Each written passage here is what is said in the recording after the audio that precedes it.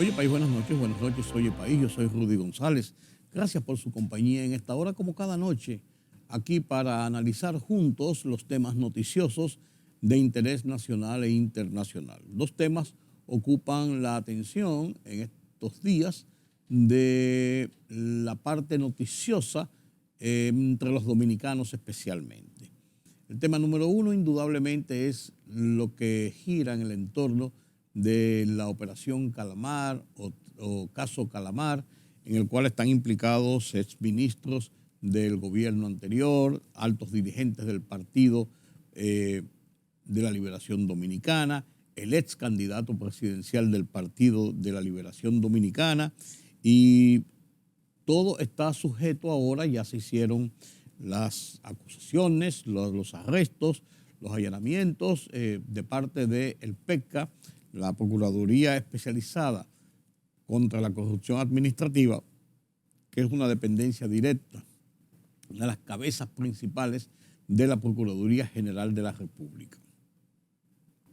En este sentido, hay 20 personas imputadas directamente con solicitud de medidas de coerción. Hay otras tantas personas mencionadas en el vasto expediente, que el expediente inicial con el que se están pidiendo medidas de coerción y otras acciones de parte del juzgado de atención de la pena, tiene ese expediente 2.120 páginas y aducen los fiscales que hay acumuladas unas aproximadamente 1.200 pruebas materiales para ser presentadas como sustento de las acusaciones. Estas medidas de coerción fueron fijadas para este martes en horas de la tarde, pero fueron pospuestas, la audiencia fue pospuesta para el domingo próximo, dado que el depósito del expediente lo hizo la Procuraduría General de la República, el PECA, lo hizo en la noche, ya tarde, cerca de la medianoche del lunes pasado, cuando se vencían prácticamente las 48 horas reglamentarias que la Constitución y las leyes establecen para presentar acusación formal contra una persona acusada de haber cometido algún delito. De lo contrario, esa orden de arresto o ese arresto queda en extinción. Se presentó entonces a esa hora sacar copias de 2.120 páginas del expediente, más las tantas y tantas que se estima están sustentando las pruebas, para por lo menos, póngale uno o dos abogados, un abogado por imputado, o para cada uno de los imputados 20, serían 20 copias, fotocopias de este expediente de 2.120 páginas, más los 1.200 de las pruebas. Es un volumen bastante alto de hojas que, además del proceso de fotocopiado, que eso comenzó este lunes en la mañana, además de este martes en la mañana, además del fotocopiado, había que darle el tiempo reglamentario que establecen los mecanismos y los protocolos judiciales para que los abogados de la parte de la defensa, los acusadores, que en este caso es el PECA y la Procuraduría, tienen toda la información consigo. Sin embargo, los abogados de la defensa tienen que tener un apoderamiento de todo esto que se le imputa a sus defendidos y la base de las pruebas para entonces discutir sus estrategias de defensa. Por eso hubo de posponerse para el domingo, pero ya está en manos de la justicia, del Poder Judicial, este caso, esta investigación, este expediente, estas acusaciones. O sea, ya están cumpliendo toda la reglamentación ordinaria del proceso que está establecido en el Código Penal. Ya cumplió las 48 horas, ya se hizo la acusación y ahora viene el proceso de solicitud de medida de coerción, que la Procuraduría General de la República y el PECA, como ha hecho en todos los casos de corrupción, pidió la pena máxima de reclusión penitenciaria de 18 meses y la declaratoria de caso complejo de este entramado que ellos denuncian como corrupción administrativa. Eso ya sabemos, todo está enmarcado principalmente en tres figuras que son las que han sobresalido o las de mayor rango en el régimen de gobierno anterior, que son el ministro de Hacienda, Donald Guerrero, quien parece ser el más sobresaliente dentro de lo que cita el expediente de las acusaciones, José Ramón Peralta, que era el ministro administrativo de la presidencia y un hombre de la mano derecha del presidente Danilo Medina, y el exministro de Obras Públicas, pero también excandidato presidencial del Partido de la Liberación Dominicana, Gonzalo Castillo. Marcadas estas tres figuras, todo se ha volcado en torno a dar seguimiento de cómo la Procuraduría, el PECA, ha establecido todo lo que ellos definen como un entramado para cometer esas acciones de corrupción. Ahora, y es donde yo quiero centrar un poco, ya todo eso se conoce, todo se sabe, si son culpables o inocentes se probará en los tribunales, los acusados se declaran inocentes, los acusadores declaran que esto es una acción mafiosa, lo máximo que se ha producido en República Dominicana, y vienen las contradicciones que serán dirimidas, debatidas y decididas por los jueces, que son los terceros imparciales en el caso de los procesos judiciales. Muy bien, pero yo quiero enmarcarme en un punto importante. Desde que asumió la dirección de la Junta Central Electoral, el doctor Jaques Liranzo,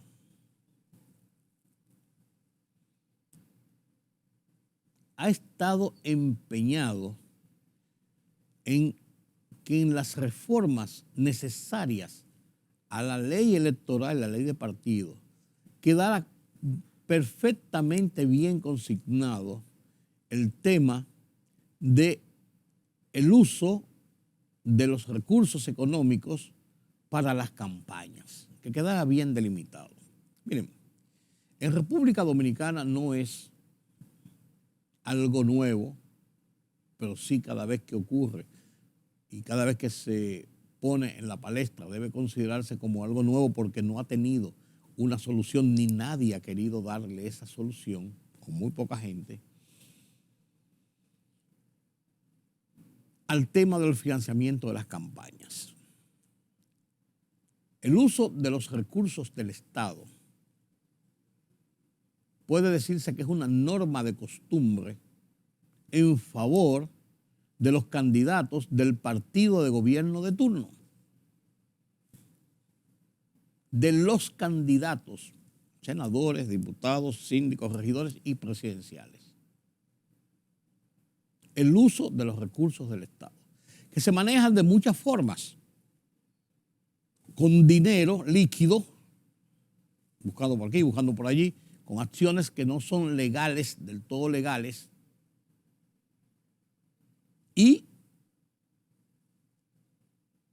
con el uso de la burocracia y el aparataje del Estado, cuando se usan los vehículos del Estado, cuando se usa la seguridad del Estado para proteger candidatos, para montar un meeting, para los combustibles del Estado, el personal administrativo de las dependencias públicas. Muchas veces se habla y se ha denunciado que hasta se les obliga a ir a los mítines para hacer bulto y mostrar cuantía. Todo eso es parte de la característica de la campaña. Aquí todo el empresariado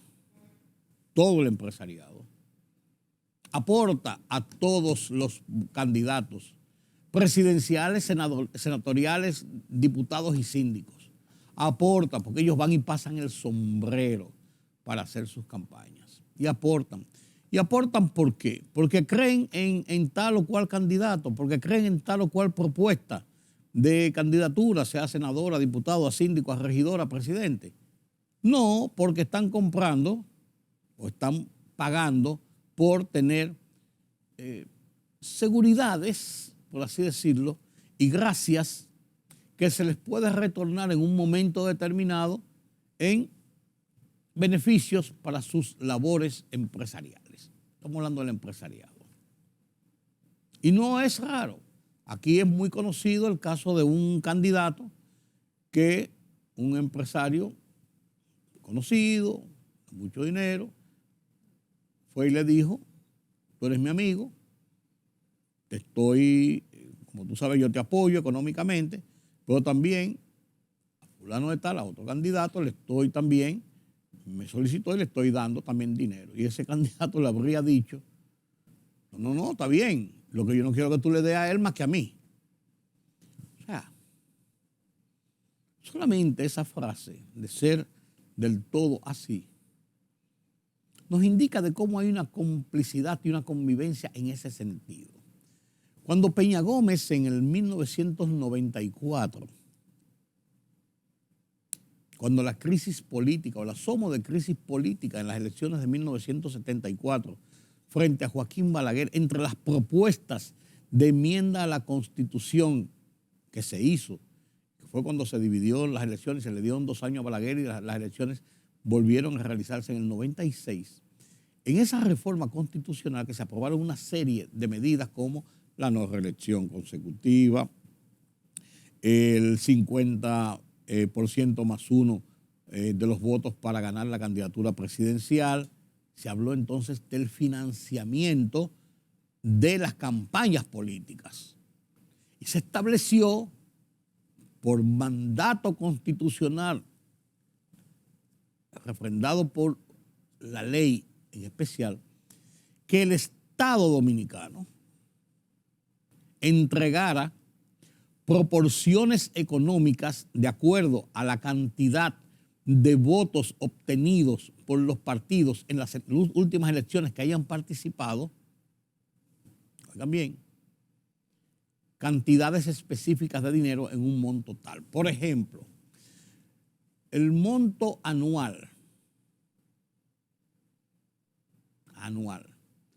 de entrega a los partidos del sistema de la República Dominicana, los partidos jurídicamente establecidos, no los que están en vía de formación o que tienen que presentar sus demandas, pedidos de aprobación y de legalización.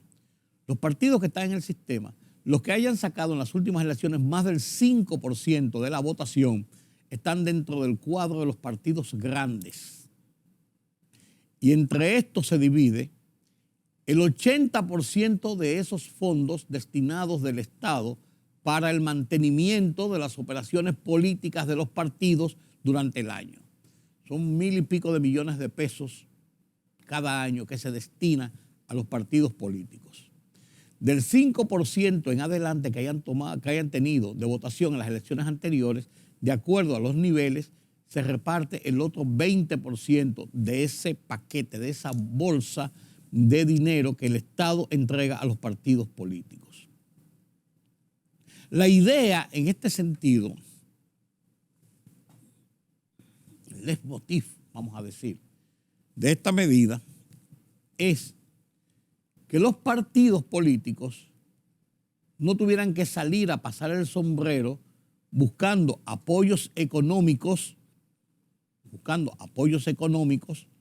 en diferentes sectores de la sociedad a cambio de favores posteriores si llegaban a una posición de poder, sea en la presidencia, en el Congreso o en las alcaldías. O que pudiera ser concentrado.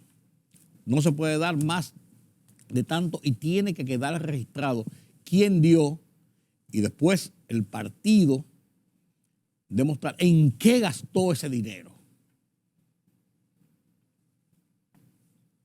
Bien, se hizo la ley, se reparten dinero. Y en los años electorales esto se multiplica, este aporte del Estado a los partidos se multiplica porque son más gastos para la campaña, son más gastos para la celebración de mítines, colocación de publicidad, etcétera, etcétera. Los otros fondos de 1.000 y pico de millones anuales son para el mantenimiento de las operaciones de los partidos. Y han dicho muchos pensadores, muchos que se encuadran dentro de esta modalidad, que la democracia tiene un costo, que ese costo es alto, pero hay que pagarlo. Bien, eso se ha prostituido todo el tiempo. Nadie informa o informa a quien le da la gana y cómo le da la gana y cuando le da la gana en qué gastaron el dinero. Le pasan el sombrero a todo el mundo. Reciben dinero los que son partidos de gobierno de los fondos del Estado y los que no de otras dependencias y de personas particulares que los buscan. Por eso hay tantas denuncias de que el narcotráfico, por ejemplo, de que los lavadores de activos, por ejemplo,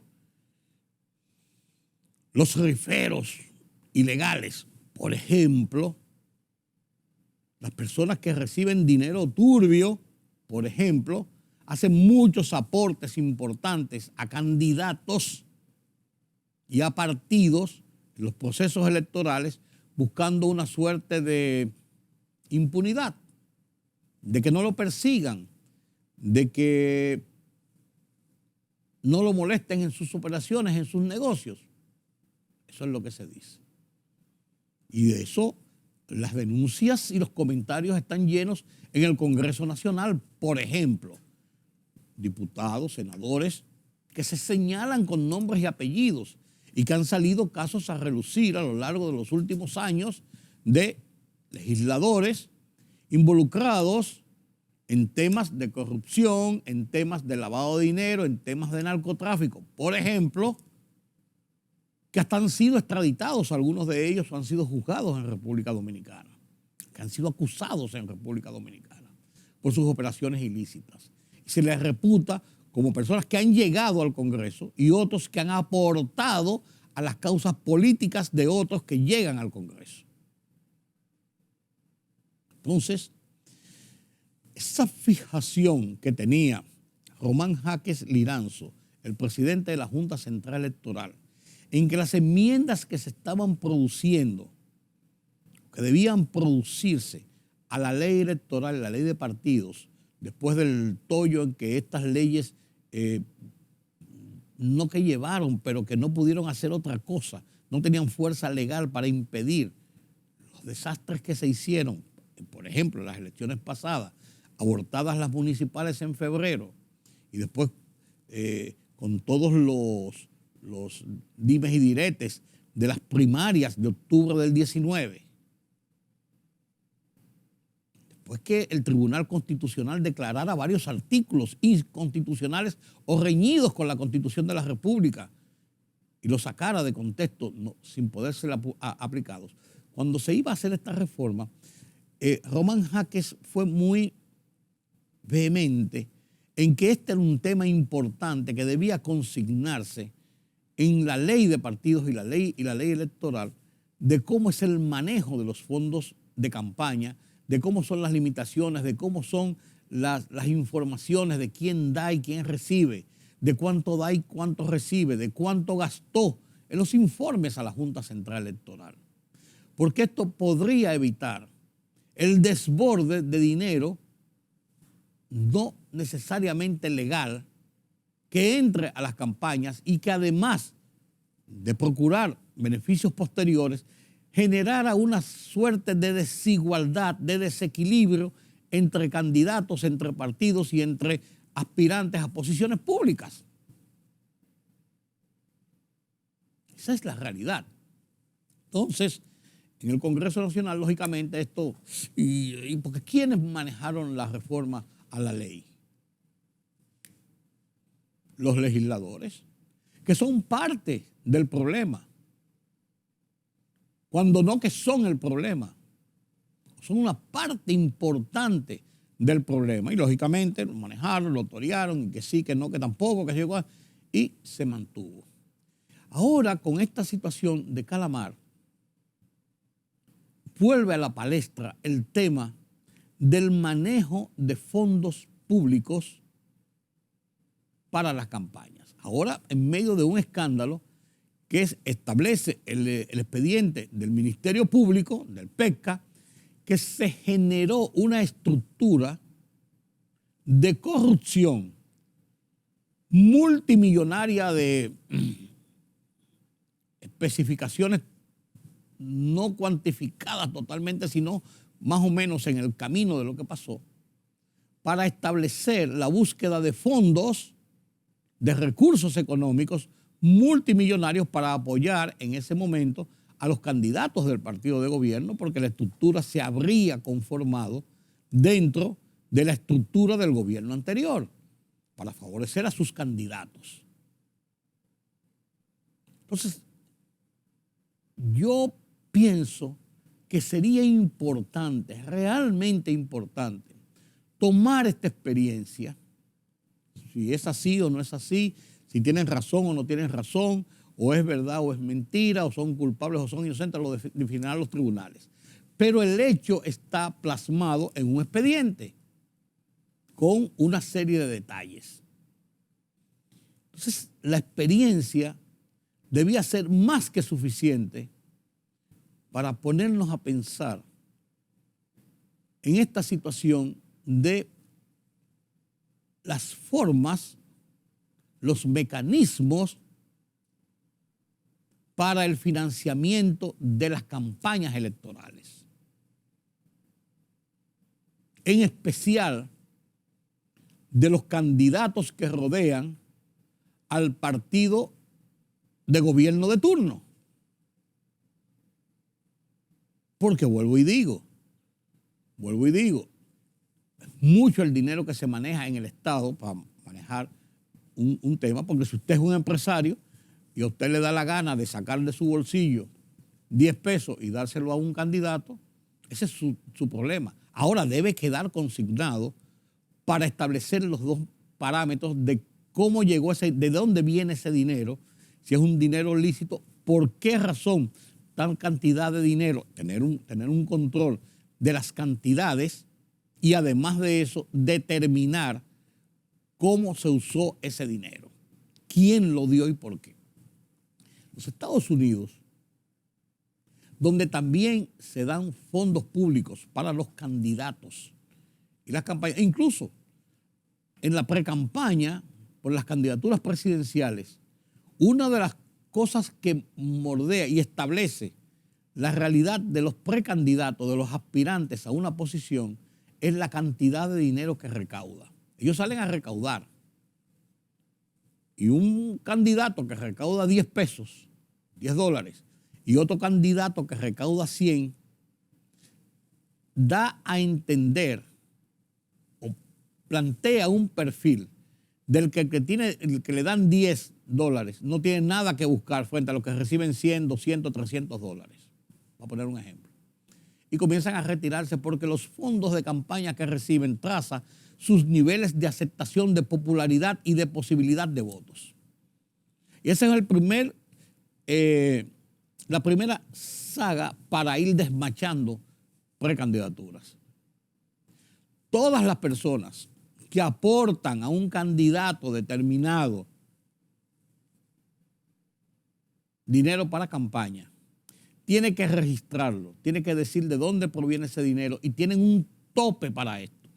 Ahí está el caso de un médico dominicano, residente en la Florida, que entre las acusaciones que se le hizo estaba el dinero de campaña que había otorgado en tales cantidades a un aspirante a senador.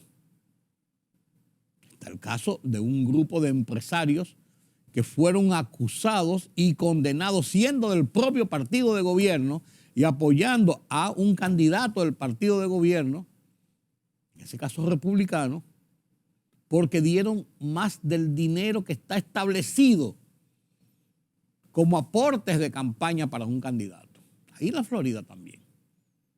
Fueron condenados a pagar multas y arrestos.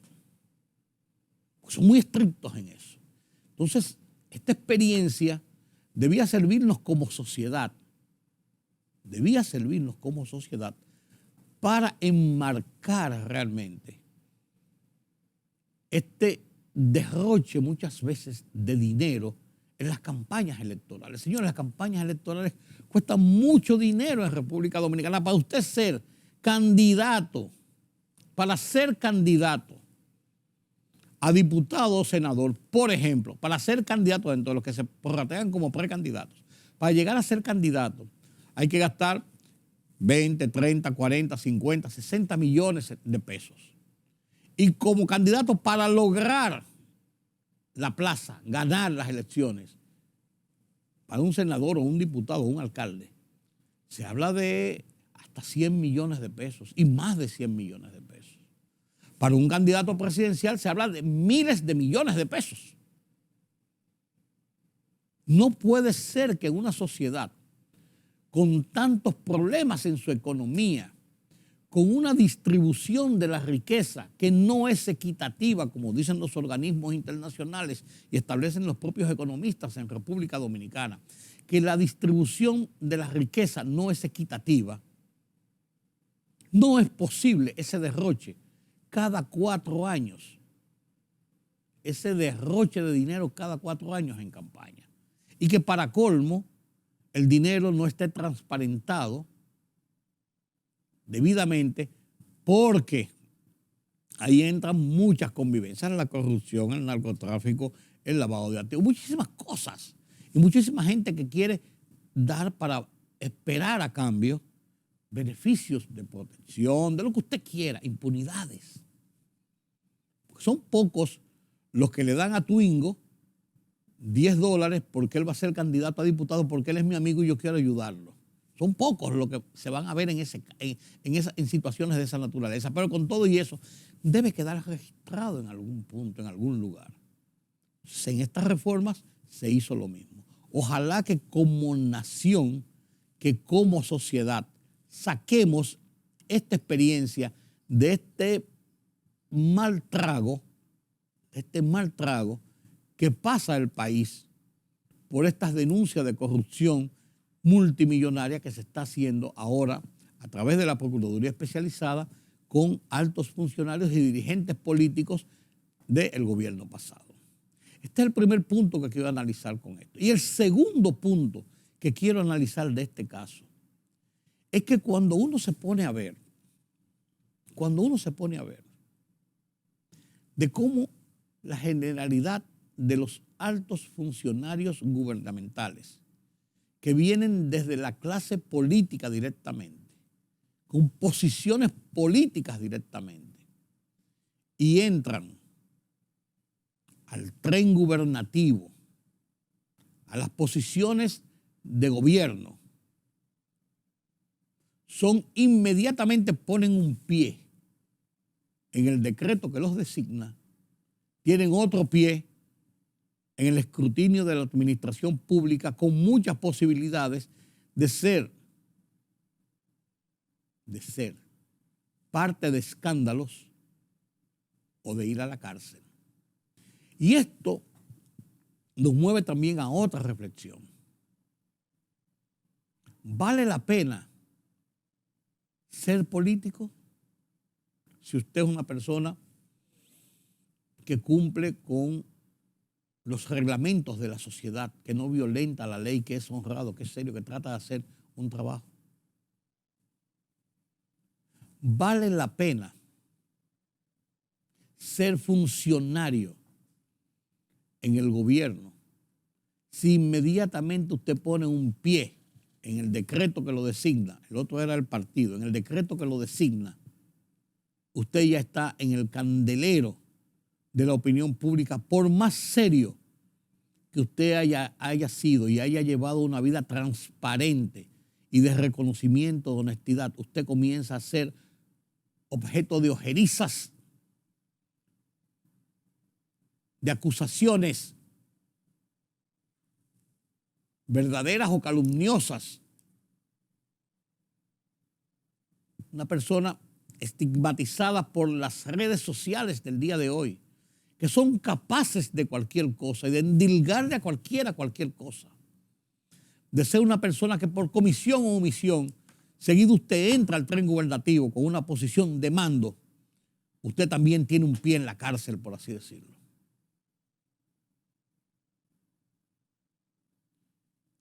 estamos haciendo un ejercicio de consolidación del sistema político en la República Dominicana con estas situaciones.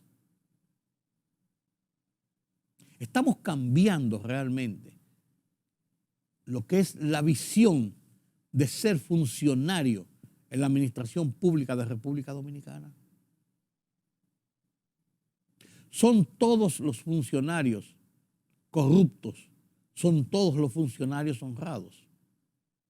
Muy difícil de saber y muy difícil de creer. Porque todos entran dentro de ese candelero. Y se habla en un momento determinado,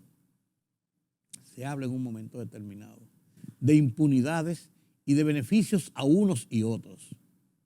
Pero la verdad sea dicha. Hay ejemplos, por ejemplo, que se citan dentro de,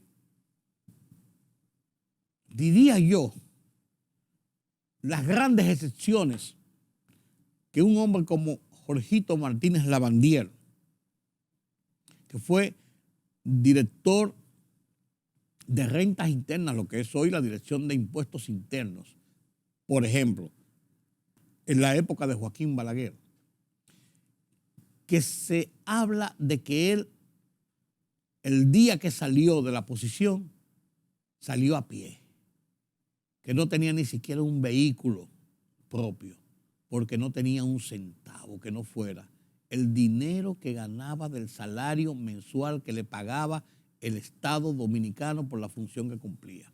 Y eso se dice y se repite, y está en los libros y está en las crónicas periodísticas como un ejemplo de honestidad. Busque muchos ejemplos de honestidad de esa forma. Y se resalta porque es la excepción. Hay otros. Pero cito ese caso porque es emblemático incluso. Y se usa, vuelvo y digo, de ejemplo de la excepción de lo que es ser funcionario público e incluso en manejo de dinero. Mira, tanto es así que es obligatorio por ley que cuando una persona entra a una función pública, cual que sea, y si maneja fondos públicos más, tenga que hacer una declaración jurada en los primeros 30 días de su nombramiento, incluyendo senadores y diputados. Una declaración jurada, alcaldes y regidores, una declaración jurada en la que detalle pe a pa cuánto dinero tiene en el bolsillo, si tiene 150 pesos, si tiene un apartamento, si tiene un carro, si tiene un negocio, y cuáles son los montos de esos patrimonios. Y vemos todos los días, señores, reclamos para que hay qué sé yo cuántos cientos y miles de empleados y funcionarios y de personas que no han hecho la declaración jurada. Que el gobierno tiene que darle plazos y amenazarlos con que van a quedar sin cobrar los salarios si no hacen la declaración jurada, cuando eso debía ser de rigor. Me nombraron hoy, mañana tengo mi declaración jurada aquí. Y después de eso, las cosas que se dicen en esas declaraciones juradas, que muchas veces todo el mundo sabe, y ellos saben y la autoridad sabe, que no obedecen en lo más mínimo a la realidad, a la verdad, sino que son abultadas, que son, ay, se me olvidó poner este apartamento que yo tenía. Muchas veces, incluso, se abultan los patrimonios, eso se dice, se abultan los patrimonios para que si después usted consigue unos chelitos en la función que tiene, pueda justificar con esos montos de los patrimonios que tiene. De todo eso se habla. Entonces, es una vergüenza que nosotros tengamos que, día por día, cada vez que mencionamos a un funcionario, comenzar a meter en el disco duro un CD para ver si ese funcionario, y hacerle una radiografía.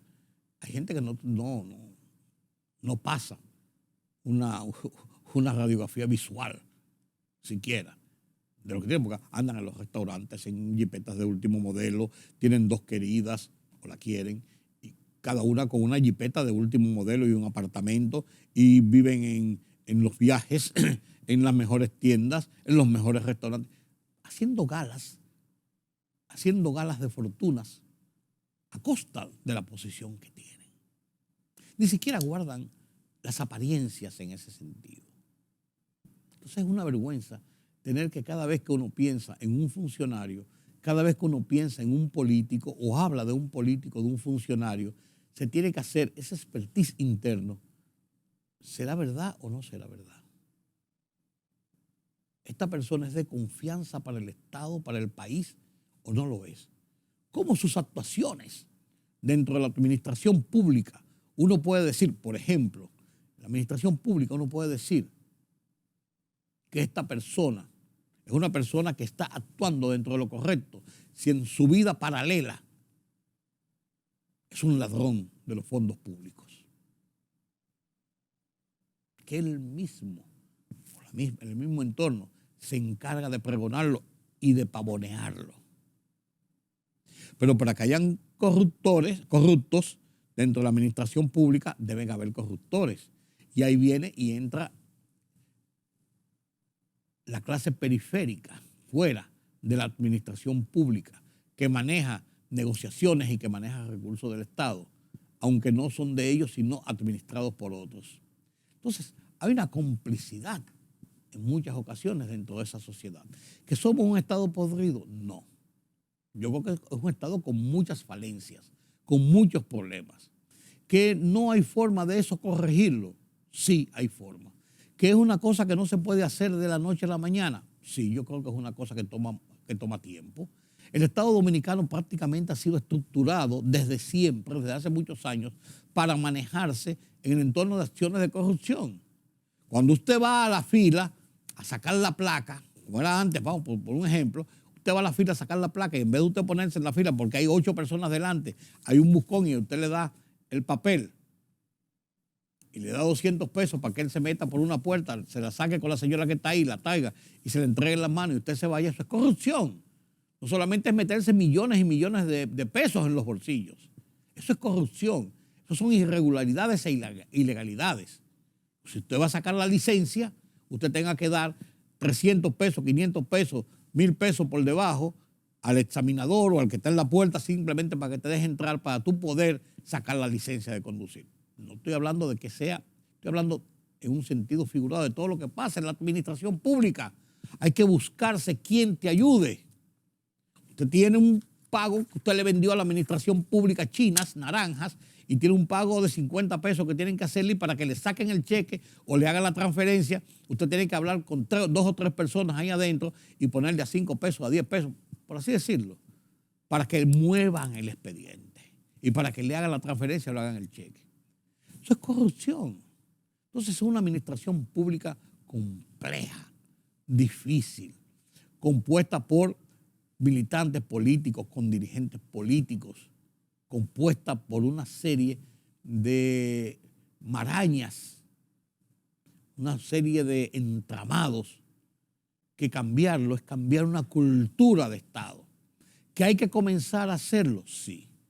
¿Que debe ser paciente y debe ir cortándose los tentáculos de esos pulpos? Sí. No estoy haciendo alusión a esto, estoy hablando en una forma figurada.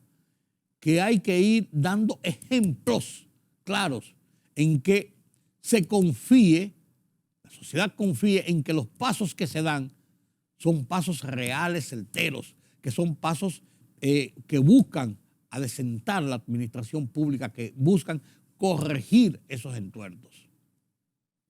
Porque se ven después por ahí que a fulano de tal lo sacan de la posición porque todo el mundo dice o se comenta o se visualiza que son unos vulgares ladrones y después nada pasa. Simplemente los sacan de la posición y nombran otro. Es como los policías que cometen un error en un destacamento y en vez de tener una penalidad simplemente lo cambian para otro destacamento. Entonces, así no funcionan las cosas. Si la sociedad no cree en eso, sin retaliación ni persecución, lo cual es más complejo, entonces es una lucha que va a ser difícil, larga y ojalá esté equivocado, hasta imposible. hasta imposible. Qué penoso. Mi columna de esta semana habló de un tema que tenía hace tiempo en carpeta y que quería desarrollar, y es el tema de la impresión de los libros de texto.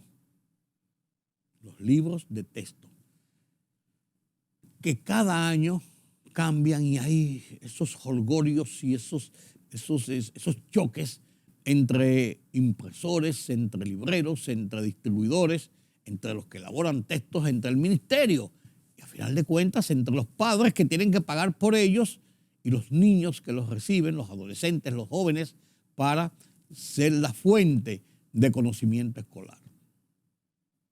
Cito un caso que yo viví en Ecuador y que lo relato en mi columna de esta semana, que se titula Una experiencia, una realidad. La comparto con ustedes a continuación.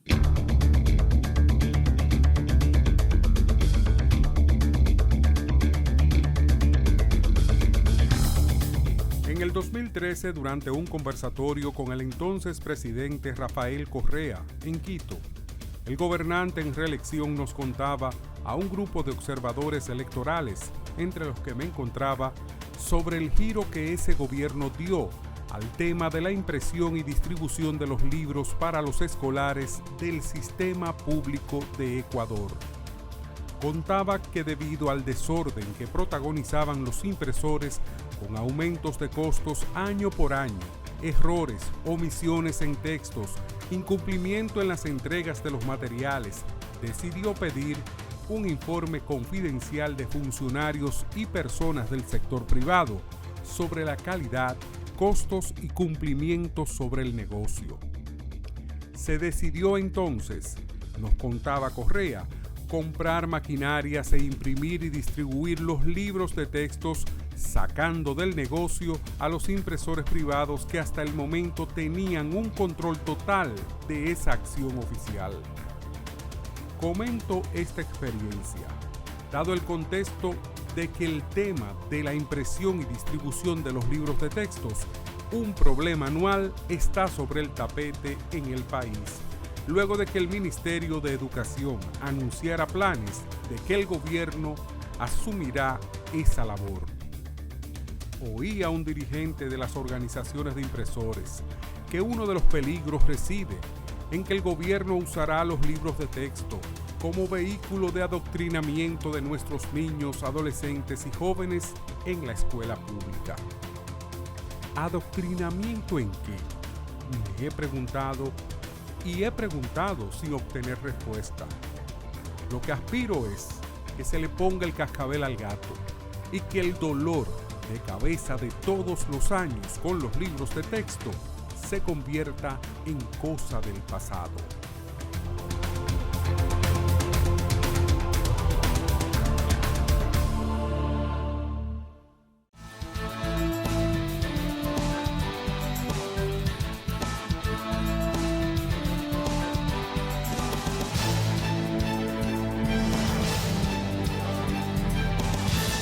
Dos cumbres importantes en estos días, en esta semana. Una cumbre en Rusia, en Moscú, con la visita del presidente Xi Jinping. Xi Jinping, el premier, el jerarca chino, presidente con muchos poderes, presidente de China, ratificados ahora por el Partido Comunista Chino y por las votaciones del Parlamento chino, visitó a Vladimir Putin aislado, enfrascado, criticado, enfrascado en una guerra absurda contra Ucrania, que ha puesto patas arriba al mundo y que ha provocado muchas tensiones, que ha provocado muchos temores, que ha provocado muchas situaciones difíciles en las economías del mundo, por lo que representa esa parte en el tema del petróleo, en el tema de los alimentos básicos. Ucrania se le llama el granero del mundo por su alta producción de cereales, trigo, maíz, soya, de materias primas para la producción de alimentos. Esta cumbre estaba siendo observada desde Occidente, desde el mundo, dándole muchas interpretaciones. Muchas interpretaciones.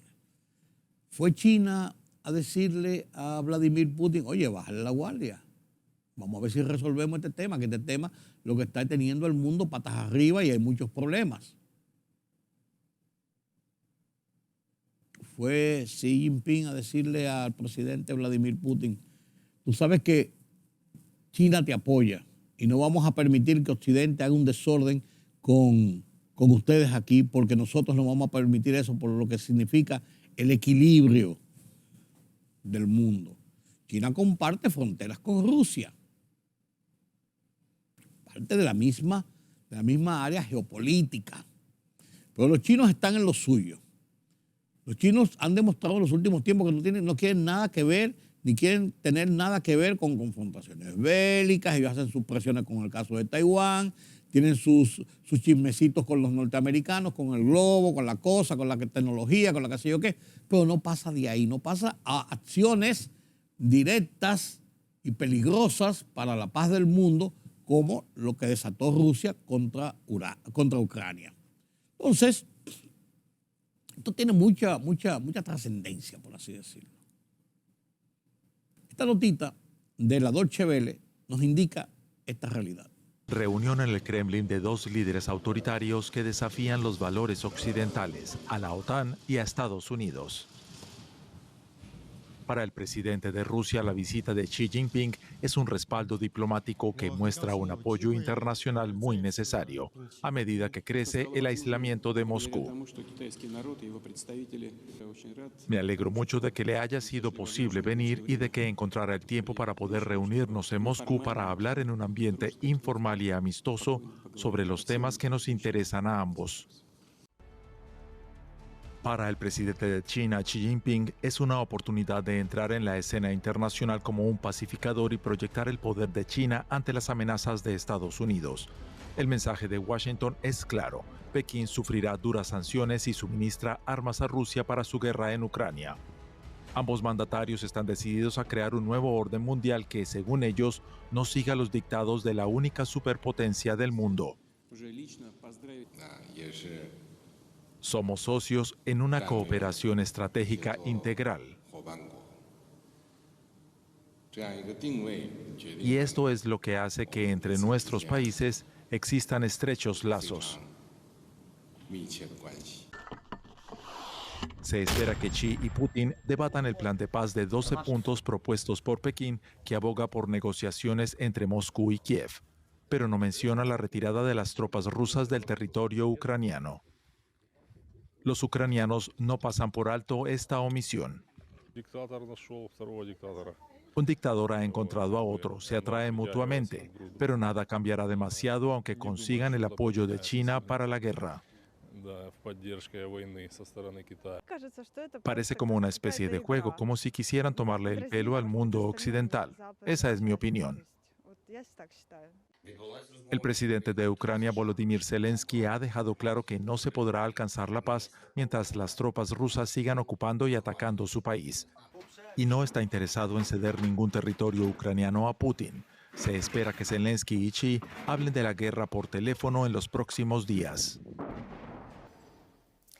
Y desde Pekín, el periodista Adrián Foncillas nos cuenta detalles de la perspectiva de China con esta visita del presidente Xi Jinping a Rusia. China ha presentado la visita de su presidente Xi Jinping como una misión de paz, como un viaje para la amistad y la estabilidad global. Y de hecho no es una visita más, es el primer viaje de Xi desde que fuera investido presidente de nuevo, será la primera vez que pise Moscú desde que empezara la guerra y será también el primer mandatario en ser recibido por Putin desde que este fuera acusado de crímenes contra la humanidad por la Corte Penal Internacional. De esto último se habla poco en China, se habla más de su papel como garante de la paz. Recientemente apadrinó firmó un acuerdo entre Arabia Saudí e Irán para restablecer sus vínculos diplomáticos. Antes había presentado un plan de 12 puntos para conseguir la paz en Ucrania. Esta reunión llega unos pocos días después de que hablaran los ministros de Exteriores de China y de Ucrania, y según algunas informaciones periodísticas podría ser inminente una reunión entre Xi y Zelensky. Sería también la primera desde que estallara la guerra. Xi, en un artículo publicado en la prensa rusa, ha dicho sobre Ucrania que no hay soluciones fáciles para conflictos complicados y ha defendido la postura objetiva e imparcial de China en el asunto. Putin, por su parte, en un artículo publicado en la prensa china, ha agradecido la postura equilibrada de China y ha mostrado sus deseos de que la visita del que ha calificado como mi buen y viejo amigo sea provechosa para ambos países. Pues Xi Jinping se fue de Moscú, unas declaraciones muy light, muy estrictas, pero los trasfondos de esta reunión de China con Rusia se verán más temprano que tarde. Otra cumbre, una cumbre que nos atañe a nosotros, una cumbre muy importante, la 28 Cumbre Iberoamericana de Presidentes, Jefes de Estado y de Gobierno iberoamericanos, incluyendo a Portugal, incluyendo a España y Andorra.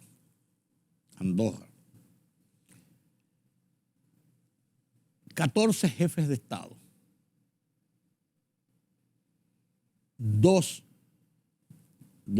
Son 14 jefes de Estado y de gobiernos, 2 vicepresidentes, 2 primeros ministros y 22 cancilleres, encabezando 22 delegaciones. Una reunión que abre en la Fortaleza Osama, donde se ha escogido el lugar para la inauguración de esta cumbre. Viernes y sábado se traslada entonces a los debates, a las discusiones, a los discursos, a las firmas de acuerdos y de convenios y a las tomas de decisiones de conjunto de todo este hemisferio iberoamericano. Eso se traslada a la sede de la Cancillería, a donde está el gran salón de conferencias, de convenciones de la Cancillería de República Dominicana. Esto, lógicamente, esta cantidad de despliegue de altos dignatarios y funcionarios circulando en toda esta zona convierte la ciudad en un pandemonium, que las autoridades han establecido rutas, han anunciado dónde van a estar bloqueados, por dónde van a ser las calles que se puedan circular, por el desplazamiento de todos estos presidentes, jefes de Estado, cancilleres, primeros ministros, etcétera, desde hoteles hacia los centros donde se van a celebrar estas reuniones, está provocando desde mediados de esta misma semana serios entaponamientos. Pero es necesario y se ha hecho lo propio haciendo las indicaciones de la perturbación en el tránsito vial que esto va a sufrir. Pero es importante para República Dominicana esta 28 Cumbre Iberoamericana en que se van a tratar 3 temas centrales. Una Carta Medioambiental de Iberoamérica, una Carta Iberoamericana de Principios y Derechos de Entornos Digitales y una Ruta Crítica de Seguridad Alimentaria Iberoamericana. Claro, la delegación dominicana encabezada por el presidente Luis Abinader va a introducir el tema de Haití buscando el apoyo internacional sobre la situación que ocurre en Haití y que coloca a República Dominicana en una situación difícil por las amenazas de una inmigración desproporcionada hacia República Dominicana por el incremento de esa crisis. Es de esperar, no está dentro de la agenda, pero es el tema de República Dominicana y este es el mejor escenario para llevar a continuación lo que está haciendo el presidente Luis Abinader desde que asumió el poder, de reclamar a los organismos internacionales y a la comunidad internacional apoyo para solucionar la problemática de Haití y evitar que esto explosione cada vez más peligrosamente con los problemas que acarrea para la República Dominicana. Ya veremos, la semana próxima tendremos los detalles de las conclusiones, de las declaraciones conjuntas y la analizaremos con mucho más calma. Permítame la pausa.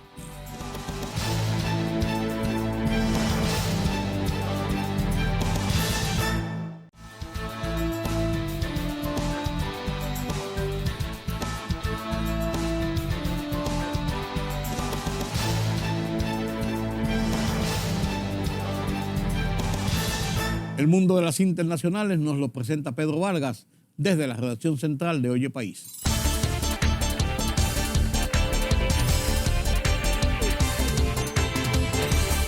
La administración de Estados Unidos ha lamentado que la reunión en Moscú entre el presidente ruso Vladimir Putin y su homólogo chino Xi Jinping no enviara ningún mensaje positivo sobre que la guerra en Ucrania pueda estar próxima a acabar.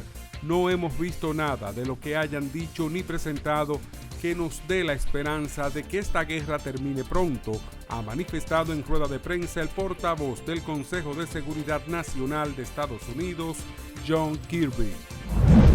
El Ministerio Público venezolano ha procesado a unas 200 personas que se encuentran vinculadas a distintos casos de corrupción dentro de la compañía estatal Petróleos de Venezuela, PDVSA, informó el fiscal general Tarek William Saab.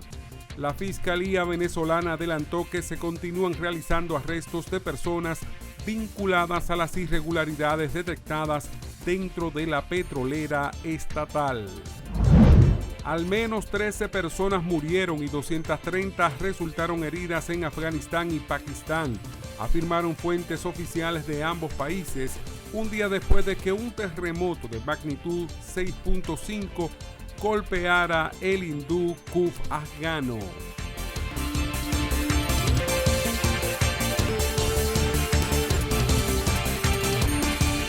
Así llegamos al final de esta emisión de Oye País. Gracias por su compañía en esta hora. Yo soy Rudy González. Qué bueno que me acompañan. Mañana tendremos nuevos comentarios, nuevos análisis, nuevo conversatorio sobre los temas noticiosos nacionales e internacionales. Pasen un feliz resto de la noche.